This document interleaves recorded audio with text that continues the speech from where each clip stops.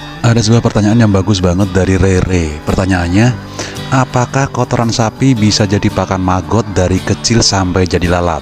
Mohon jangan dibully, cuman mau belajar sama para senior. Oke, pertama, saya bukan senior di bidang permagotan, tapi saya hanya ingin berbagi pengalaman pribadi saya. Begini, pada dasarnya maggot BSF bisa mengurai hampir semua bahan organik. Hanya bahan organik beracun dan keras yang tidak bisa diurai oleh maggot BSF. Untuk bahan organik beracun tentu saja harus disingkirkan jauh-jauh dari maggot BSF. Sementara untuk bahan organik yang keras, beberapa bisa dilakukan pelapukan dengan cara dimasak, difermentasi, atau dibubur agar bisa diurai oleh maggot. Nah, kalau pertanyaannya adalah apakah kohe sapi bisa dijadikan pakan maggot BSF dari kecil sampai jadi lalat, maka jawabannya adalah sangat bisa. Kenapa? Karena kohe sapi itu termasuk kohe yang lembut dan telah melalui proses penguraian di dalam perut sapi. Dari uji coba yang pernah saya lakukan, jika kohe sapi dijadikan pakan maggot BSF, maka proses penguraian dan pengomposan kohe sapi menjadi jauh lebih cepat daripada hanya ditumpuk di tempat pembuangan kohe. Masalah apakah maggot yang diberi pakan kohe sapi bisa tumbuh normal, itu kembali ke pakan sapinya dan juga pemberian pakan tambahan bagi maggot selama proses pemeliharaan. Jika sapi hanya diberi makan rumput dan daun-daunan, apalagi jerami doang, tanpa tambahan konsentrat atau suplemen apapun, ya pertumbuhan maggot akan sangat terhambat. Maggotnya hidup, tetapi lama besarnya.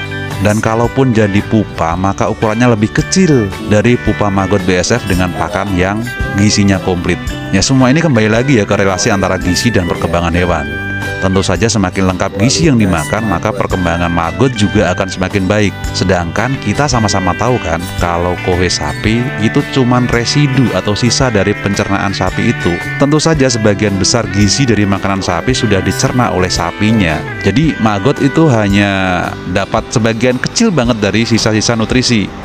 So, jika maggot hanya diberi makan kohe dari kecil, tentu saja akan lambat perkembangannya dan tidak baik untuk dijadikan indukan. Jadi pertanyaan saya, apakah memelihara maggot dengan pakan kohe sapi ini itu digunakan untuk pengurai kohe atau untuk indukan, dijual atau untuk dipakai sendiri?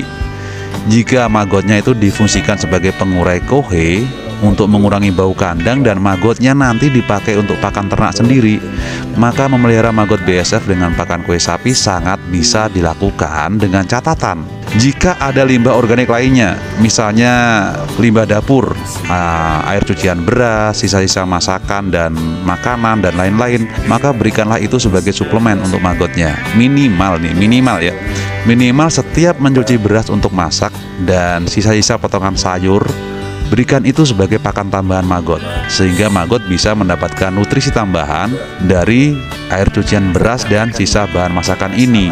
Ya, boleh juga sih mengumpulkan air cucian beras dari tetangga. Ya, kumpulin air cucian beras dari tetangga untuk suplemen makanan maggot. Karena air cucian beras ini gizinya tinggi, gitu ya. Ada karbohidrat dan lain sebagainya. Cocok untuk suplemen pakan maggot yang dipelihara dengan pakan kohe. Kalau memelihara maggot untuk dijual, maka fungsi kohe sapi ini nggak bisa dijadikan sebagai pakan utama. Karena kalau untuk dijual, maka ukuran maggot dan perkembangan maggot harus jadi pertimbangan utama. Kalau sekedar makanan tambahan, bolehlah. Tapi kalau kohenya jadi pakan utama, ya nggak bisa. Jika memelihara maggot untuk dijual dan indukan, maka tentu saja nutrisi makanannya juga harus selengkap mungkin agar maggot bisa berkembang dengan baik dan enggak kekurangan gizi sehingga dia jadi kuntet kalau orang Jawa bilang ya, atau cebol, atau ya terhambat lah pokoknya pertumbuhannya. Nah, sekarang kita anggap begini. Anggaplah tetap mau memelihara maggot dengan pakan kohe sapi, tapi juga pengen punya indukan lalat BSF sendiri untuk rotasi. Maka usulan saya adalah rawat maggot pengurai kohe dan maggot indukan dalam wadah dan perawatan yang berbeda. Untuk maggot pengurai nggak masalah lah, karena dia fungsinya untuk mengurai kohe, maka nggak masalah kalau maggotnya diberi pakan full kohe, tetap hidup. Tapi Untuk maggot calon indukan, pelihara dalam wadah terpisah dan juga berikan makanan dengan nutrisi selengkap mungkin. Misalnya dengan menambahkan sampah organik rumah tangga, sayuran, buah, dan lain-lain. Dengan cara ini, maka kohe sapi bisa terurai dengan cepat, kandang nggak bau, maggot untuk suplemen pakan tambahan ternak itu bisa dapat, dan indukan lalat untuk rotasi maggot BSF juga dapat. Oke, semoga apa yang saya sampaikan ini bermanfaat. Selamat mencoba dan semoga berhasil. Jika berkenan, silahkan tinggalkan jejak dengan klik like, subscribe, dan bagikan video ini sehingga semakin banyak yang mendapatkan manfaatnya. Jika ada pertanyaan atau tanggapan, silahkan isi kolom komentar. Sekali lagi terima kasih, Maggot Indonesia bisa.